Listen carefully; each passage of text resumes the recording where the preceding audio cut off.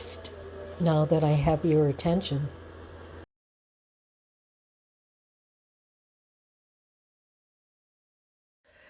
Fascinating desert meets coast bird assemblages of the scrub habitats occur along Wilson Creek and Tule Creek, where Bell's sage sparrow from the coast breed side by side with black-throated sparrow from the desert.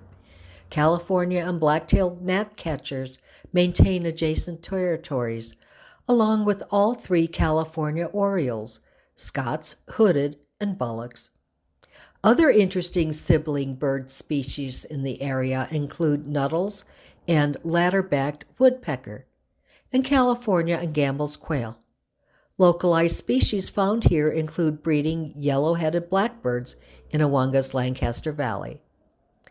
The canyons running south from Palomar Mountain support a wide variety of foothill and montane birds, as well as several rare non-birds, including the Arroyo Southwestern Toad. And that is another ANZA Confidential moment.